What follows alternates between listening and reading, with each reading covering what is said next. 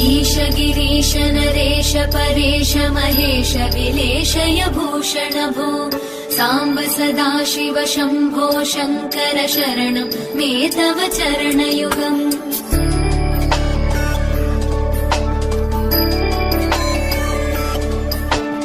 उमया दिव्य सुमङ्गल विग्रहया लिङ्गित वामाङ्ग विभो साम्ब सदाशिव शम्भो शङ्कर शरणं मे तव चरणयुगम् दूरीकुरु मामज्ञमनाथं दूरीकुरु मे दुरितं भो साम्ब सदाशिव शम्भो शङ्कर शरणं मे तव चरणयुगम्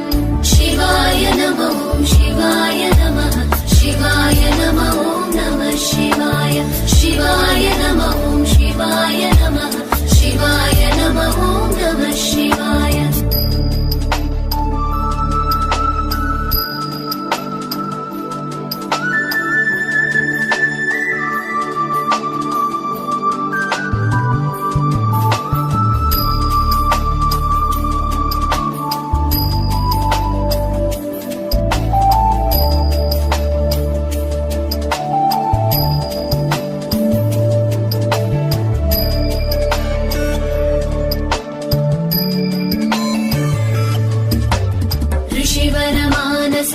सचराचर जनन स्थितिलय कारण भो साम्ब सदाशिव शम्भो शङ्कर शरणं मे तव चरणयुगम्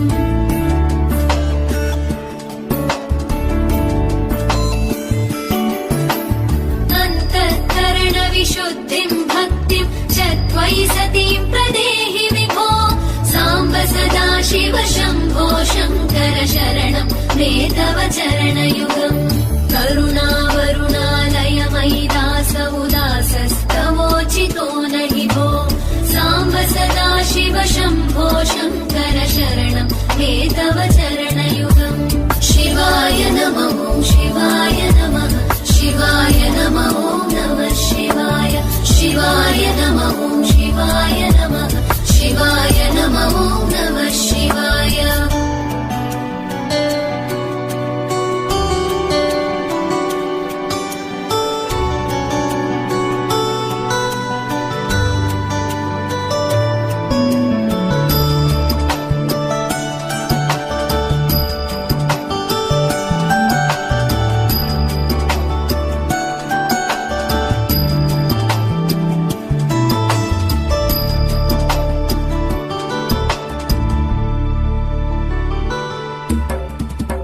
कैलास निवास प्रमथ गणाधीश भूसुरार्चित भो साम्ब सदाशिव शम्भो शङ्कर शरणं मे तव चरणयुगम्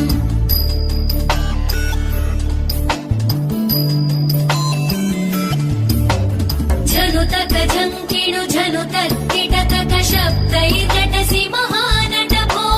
साम्ब सदाशिव शम्भो शङ्कर शरणं मे तव चरणयुगम्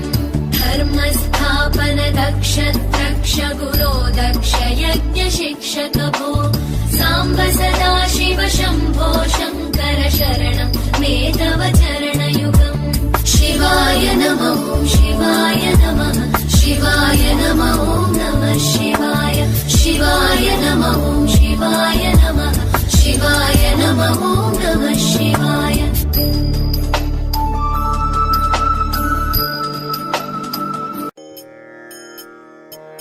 चरितं देवदेवस्य महादेवस्य पावनम् अपारं परमोदारं चतुर्वर्गस्य साधनम्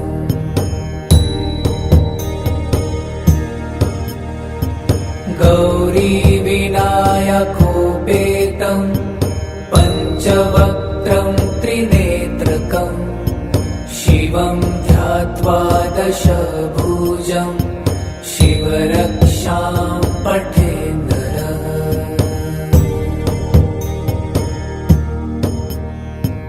गङ्गाधर शिरः पातु भालमर्धेन्दुशेखरः नयने मदनध्वंसी कल्पविभूषणः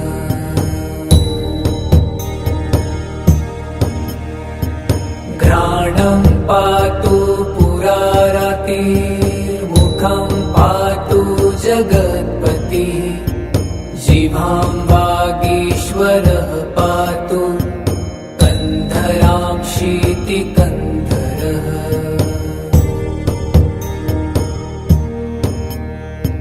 श्रीकण्ठ पातु मे कण्ठं स्कन्धो विश्वधुरन्धरः भुजौ भूभारसंहर्ता करौ पातु पिनाकधृक्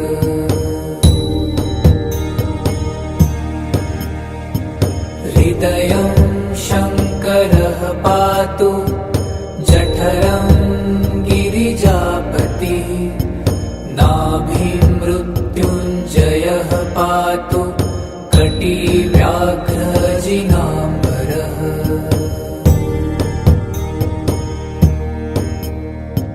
सत्थिनी पातु दीनार्त शरणागतवत्सलः गुरुमहेश्वरः पातु जानुनी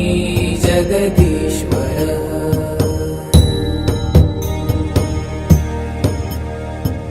जङ्घे पातु जगत्कर्ता गुल्फौ पातु गणाधिपः चरणौ करुणा सिन्धु सर्वाङ्गानि सदाशिवः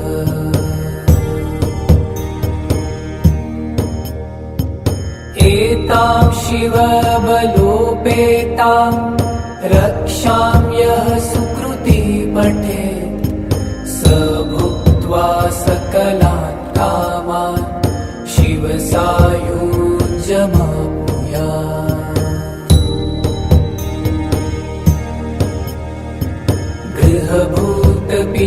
गृहभूतपिशाचाश्चाद्या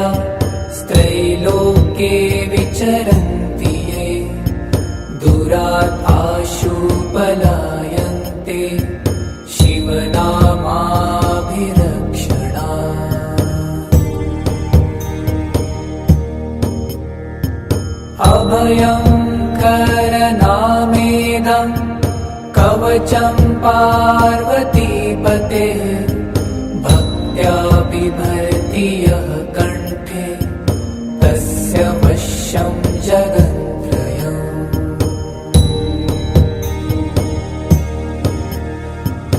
इमां नारायणः स्वप्ने शिवरक्षां यथा दिशत् प्रातरुत्थाय योगीन्द्रो याज्ञवल्क्यस्तथा लिखत्।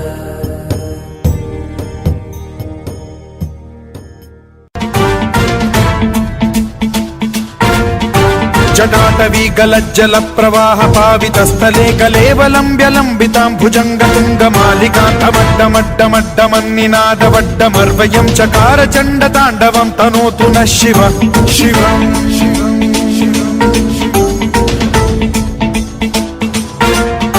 जटाकटाह सम्भ्रम भ्रम निलिम्ब निर्झरी विलोल वीचि वल्लरी विराजमान मूर्धनि धगद्धगद्धगज्ज्वलल्ललाट पट्ट पावके किशोर चन्द्रशेखरे रति प्रतिक्षणम् मम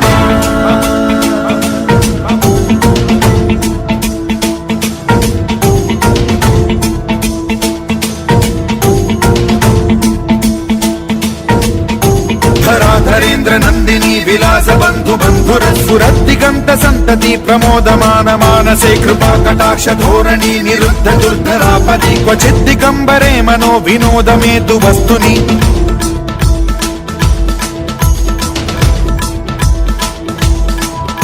जटाभुजंग पिंगल स्फुरत्फणामणि प्रभा कदम्ब कुङ्कुमद्रव प्रलिप्त दिग्वधूमुखे मदान्ध सिन्धुर स्फुरत्वगुत्तरीय मेधुरे मनो विनोदमद्भुतं बिभर्तु भूत भर्तरि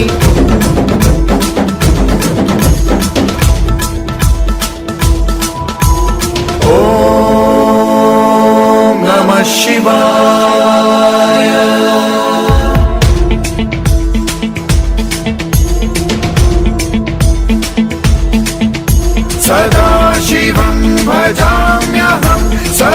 सदाशिवं भजाम्यहम्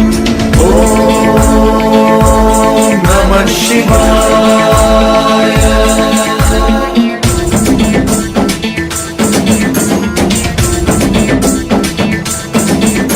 सहस्रलोचन प्रभृत्य शेषलेख शेखर प्रसून धूलिधोरणी विधूसराग्रिपीठ भूभुजङ्गराजमालया निबद्ध जाट जूटक श्रियै चिराय जायतां चकोर बन्धुशेखरः ललाट चत्वरज्वल धनञ्जय स्फुलिङ्गभानि पीत पञ्चसायकं नमन्निलिम्पनायकं सुधामयूखलेखया विराजमान शेखरं महाकपालि सम्पदे शिरोजटालमस्तु नः।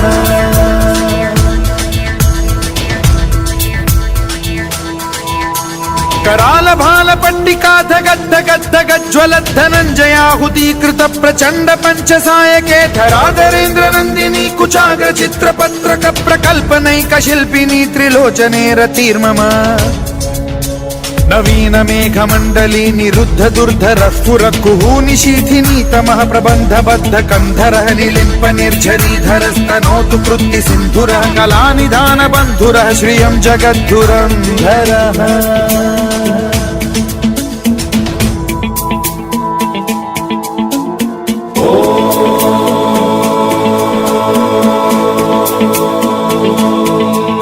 प्रफुल्ल नील पंकज प्रपंच कालिम प्रभावलंबि कंठ कंदली रुचि प्रबद्ध कंधरं स्मरच्छिदं पुरच्छिदं भवच्छिदं मथच्छिदं गजच्छिदान्धकच्छिदं तमन्तकच्छिदं भजे।